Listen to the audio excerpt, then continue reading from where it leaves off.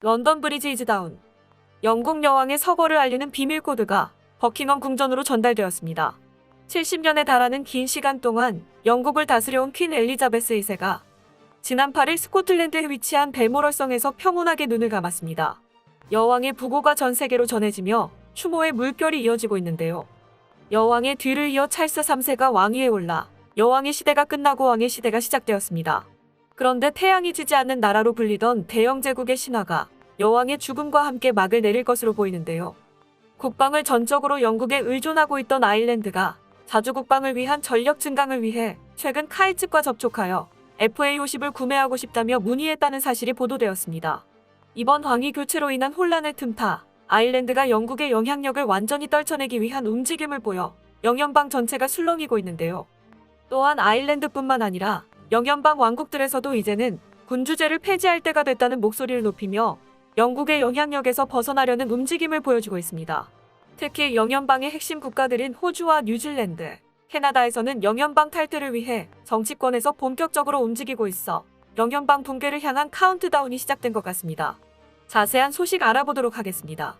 지난 9일 폴란드에서 개최된 국제방위산업 박람회 MSPO에 카이에서 참가해 FA-50과 KF-21 보라매를 전시하며 참가한 유럽 국가들을 대상으로 공격적인 세일즈에 나섰었습니다. 한국산 무기들에 대한 관심이 아주 뜨거웠는데요.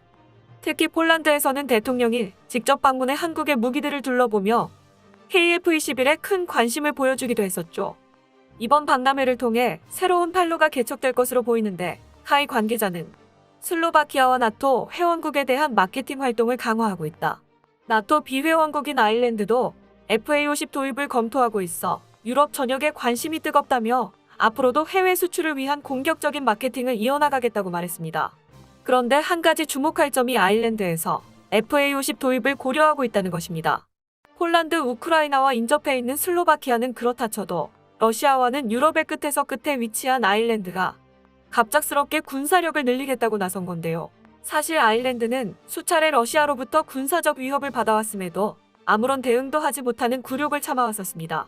2020년 당시 러시아의 폭격기 투폴레프 162기가 아일랜드의 영공을 침범했었는데 요격할 수 있는 전투기가 없어 결국 영국의 타이푼 전투기가 대신 출격해 러시아 폭격기를 쫓아낼 때까지 아일랜드 공군은 손 놓고 바라만 봤어야 했습니다. 2021년 3월에도 또다시 러시아의 폭격기가 아일랜드의 영공을 침범했지만 여전히 아무런 대처도 할 수 없었죠. 사실 아일랜드의 군대는 허울만 남아있는 정도인데요. 인구 500만의 1인당 GDP가 세계 2위에 달하며 유럽에서도 손꼽히는 부국이지만 군사적인 측면에서는 아프리카의 소국만도 못한 게 현실입니다. 현재 아일랜드는 국방의 대부분을 영국에 전적으로 의존하고 있는데요.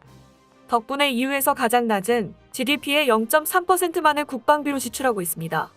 UK 공군을 통틀어 병력은 1만 명도 되지 않고 아일랜드 육군에는 전차가 없고 공군에는 전투기가 없습니다.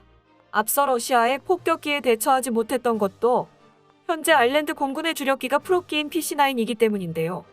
다른 국가들에선 훈련기로 사용하고 있는 걸 아일랜드에서는 주력 전투기로 사용하고 있습니다. 프로펠러 전투기로 최대 속력이 마하 2해 12,000에서 16,000m 고도에서 비행하는 투폴레프 160을 따라갈 수 있을 리가 없었기에 영국군이 나설 때까지 손가락만 빨 수밖에 없었던 것이었죠. 이 같은 굴욕이 계속되자 아일랜드 내부에서도 제대로 된 군대가, 특히 전투기가 필요하다는 목소리가 높아지고 있습니다. 그리고 최근 아일랜드 국방부에서는 의회에 보고서 한 편을 제출하며 아일랜드 공군 전력을 증강할 것을 요청했습니다. 그런데 그 보고서에 따르면 아일랜드 공군은 FA-50을 구매할 것을 요청하고 있어 화제가 되고 있는데요. 항공 감시를 위한 아일랜드의 정책 옵션이라는 제목의 보고서에서는 현재 아일랜드군의 상황에 맞는 전투기가 무엇인지 여러 후보들을 나열하며 비교 분석했는데 그중 가장 적합한 전투기는 대한민국의 FA-50 경공격기인 것으로 결론지어져 도입을 위한 논의가 진행되고 있습니다. 보고서의 내용을 자세히 살펴보도록 하겠습니다. 아일랜드의 영공은 대서양으로 깊숙이 뻗어 있어 영토보다 6배나 넓은 영공을 가지고 있고 대서양을 횡단하는 항공기의 80%가 아일랜드 영공을 통과하지만 이 넓은 구역을 감시할 수 있는 능력은 전무한 상황입니다. 아일랜드는 대서양과 국경을 맞닿고 있는 유럽 국가들 중에서 군사 레이더와 신속 대응 능력을 보유하지 않은 유일한 국가입니다. 사실상 아일랜드 공군은 없다고 봐도 무방한 수준인데요. 그렇다고 다른 유럽 국가들에 필적하는 완전한 방공 능력을 갖추기 위해선 연간 1억 6,600만 유로, 약 2,300억 원 이상의 비용이 소모될 것입니다. 반면 현실적인 방공 능력을 갖추기 위해선 연간 2천만 유로, 약 280억 정도로 상당히 저렴합니다. 현실적인 방공 능력을 갖추기 위해 초음속 제트 훈련기의 변형인 경전투기를 활용한다면 훨씬 저렴한 성능으로 공군의 전력을 증가시킬 수 있습니다. 아일랜드 차기 주력 전투기로 이탈리아의 M346, 한국의 FA-50과 같은 경공격기, 그리펜, 타이푼, F-35와 같은 본격적인 4세대, 5세대 주력 전투기들이 후보에 올랐습니다. 하지만 M346은 아음 속에 지나지 않아 러시아의 폭격기를 추적할 수 있는 성능이 되지 않아 후보에서 탈락했고, 이제 막 공군을 재건하기 위한 첫 발을 떼려 하는데 한 대에 1,000억 원에 달하는 4세대, 5세대 전투기들을 구입하는 건 무리라고 보고 있습니다. 거기에 최근 러시아 공군이 여러 추태를 보여주고 있어 러시아군을 상대하기엔 FA-50이면 충분하다고 보고 있는 것 같기도 합니다. 최근 우크라이나 국방부 트위터에 이륙하려던 러시아군의 수호-25가 이륙 직후 균형을 유지하지 못하고 비틀거리더니 추락해 폭발하는 영상이 올라왔습니다. 미국에 이어 세계 2위로 여겨지던 러시아 공군이 왜 아직도 우크라이나를 상대로 제공권을 확보하고 있지 못한지가 여실히 드러나고 있죠. 반면 FA-50은 최근 말레이시아 입찰에서도 테자스를 제치고 승리하며 경전투기 시장에서 선두를 달리고 있는데요.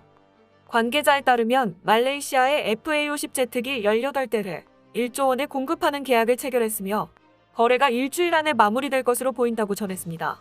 아일랜드 국방부 역시 FA-50 경공격기가 매우 뛰어난 성능을 가지고 있어 4세대 전투기의 90%에 달하는 전투력을 발휘할 수 있으며 훈련기와 공격기 두 역할 모두 효율적으로 수행할 수 있어 공군을 재건해야 하는 아일랜드의 상황에 매우 적합하다고 밝혔습니다. 아일랜드 공군에서도 FA-50을 경전투기 시장을 선도하는 모델이며 초음속을 낼 수 있어 모든 속도와 고도 영역에서 목표를 요격할 수 있는 이상적인 전투기라 평했습니다. 이러한 이유들 때문에 4세대와 맞먹는 성능을 가지고 있으면서 비용은 훨씬 저렴한 FA-50이 최종 후보로 결정되었습니다. 의회에서 이러한 보고서를 공개한 이후 아일랜드군의 전력 증강을 위한 별다른 움직임이 포착되지 않았었는데 올해 러시아의 우크라이나 침략과 그리고 이번 엘리자베스 2세 여왕의 서거를 계기로 본격적인 군 팽창에 나선 것으로 보입니다. 이 같은 아일랜드의 행보에 가장 민감하게 반응하는 곳은 당연히 옆나라 영국인데요. 독립하여 영연방에서 탈퇴한 것도 모자라 이제는 완전히 영국의 영향력에서 벗어나려 한다고 우려하고 있습니다. 아일랜드의 움직임에 자극을 받은 북아일랜드와 스코틀랜드에서도 엘리자베스 여왕의 서거를 계기로 독립에 대한 목소리가 높아지고 있어 막주기한 찰스 3세의 고민만 늘어가고 있습니다. 엘리자베스 여왕의 서거를 시작으로 100여 년간 지속되었던 영연방의 균열이 커지고 있습니다. 이러한 균열을 엘리자베스 여왕의 인덕을 통해 잠재우고 있었는데 여왕이 서거했을 뿐만 아니라 새로 왕위에 오른 찰스 3세는 영국 내는 물론 영연방 국가들 사이에서도 그렇게 평판이 좋지 못해 왕정에 대한 거부감이 더욱 높아지고 있습니다. 특히 호주와 뉴질랜드를 비롯한 주요 영연방 왕국들에서 영연방에서 탈퇴하고 군주제를 폐지하고 공화국으로 전환해야 한다는 목소리가 높아지고 있습니다. 호주에서는 총리가 자신의 임기 내에는 공화국 전환을 위한 국민투표는 없을 것이라 말했지만 정치권에서는 공화국으로 전환을 바라는 목소리가 높아지고 있는데요. 호주의 제3당인 녹색당의 애덤 벤트 대표는 엘리자베스 2세 여왕 서거 당일 SNS에 호주는 앞으로 나아가야 한다. 우리는 원주민들과의 조약이 필요하며 공화국이 돼야 한다고 밝혔었습니다. 미국 뉴욕타임스에 따르면 뉴질랜드 총리 저신다 아더는 뉴질랜드가 공화국으로 전환될 것이냐는 질문에 결국 그것이 뉴질랜드가 향해야 할 길이라고 믿는다. 공화국 전환은 내 생에 반드시 이루어질 것으로 본다고 말했습니다. 영국과 역사적으로 깊은 유대 관계를 가지고 있는 캐나다 역시 외국 군주가 캐나다를 대표하는 것을 원하지 않는 것으로 보이고 있습니다. 최근 캐나다에서 이뤄진 설문조사에서 응답자의 51%는 군주제가 계속되는 것을 원하지 않는다고 답했고 군주제가 계속돼야 한다고 답한 응답자는 26%에 불과했습니다. 또한 응답자의 77%는 영국 왕실의 애착을 느끼지 않는다고 답했고 71%는 더 이상 군주제가 필요하지 않다고 말했습니다. 한 시대를 상징했던 거인이 역사의 뒤안길로 물러났습니다. 비록 세계사에 수많은 비극을 남긴 영국이지만 한국에는 큰 도움을 주기도 했었습니다. 6.25 전쟁 발발했을 당시 영국은 미군에 이어 두 번째로 전투부대를 파견하여 북한과 중공군에 맞서 싸워주었는데요. 전쟁이 끝날 때까지 총 5만 6천 명이 파견되어 그중 1,078명이 전사하고 179명이 실종되었으며 978명이 포로로 잡혔었습니다. 한국은 당시 영국의 도움에 오늘날까지 감사를 전하고 있죠. 엘리자베스 여왕 역시 한국과의 인연을 중요하게 생각하며 양국의 우정을 이어올 수 있었습니다. 영국의 영원한 여왕 엘리자베스 2세 서거에 애도를 표합니다. 끝까지 시청해주셔서 감사합니다. 도움이 되셨다면 좋아요를, 다른 이야기도 궁금하시면 구독을 눌러주세요.